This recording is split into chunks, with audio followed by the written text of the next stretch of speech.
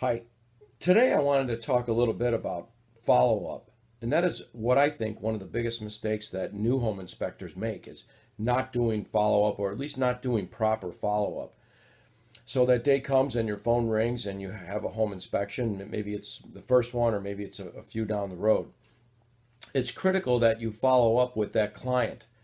So we know that after the inspection, we want to make sure we have about 3 touches or so with that client. So I'm not going to get too deep into that.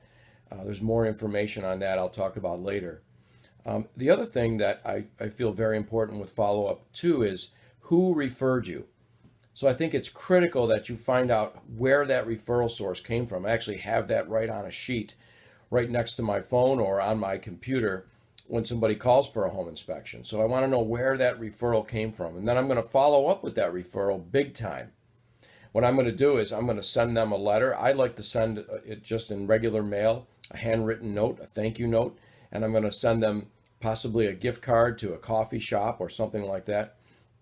But we absolutely want to follow up that referral source. I'm also going to send them a gift certificate because my thinking is let's give them another chance to refer somebody else. They referred me once. Hopefully they'll do it again. So give them a discount certificate and maybe they'll use that. So that's very important. But when we talk about a real estate transaction, there are many other people involved that can become referral sources for you, not just your client, right? What about both realtors? You've got the seller's agent, the buyer's agent, the listing agent, whatever you want to call it. You should absolutely follow up with them, whether it's in writing or a phone call, but I like it in writing too. We've got 2 attorneys if your state uses attorneys, or a closing agent, maybe one on each side. Absolutely let them know that you did the inspection, and they could become a referral source for you also, even if you're going to do maybe expert testimony or things like that. We also have a mortgage broker.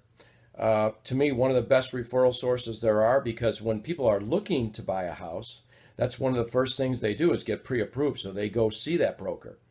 And if you have a relationship with that broker, they could say, look, if you're going to get a home inspection, here's somebody that, we think will do a great job for you.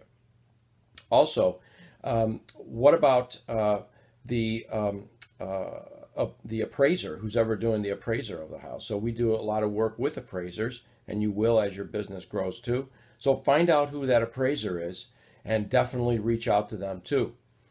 And there's one other person that you need to market to, and that's something that I don't hear a lot of, and that is the person who owns the house. So the house that you're going to do the inspection on, I always leave a card, a brochure, a discount certificate with that, and a handwritten note that says, thank you very much for letting me inspect your house. You have a beautiful house here. If you have any questions about your own home inspection or getting a home inspection, please give me a call. We don't want to cross that line with the inspection that we just did for our client, but they're more than likely going to be buying a house too, unless they're moving out of the area. So I think it's very important. There's a lot of things, a lot of people that you can market to with just one home inspection. So it's very important to follow up with all those people with that referral source. And there's more information on that. We have a whole segment on that on Home Inspector Bootcamp. And you could click the link below and that'll take you right to Home Inspector Bootcamp. Thanks.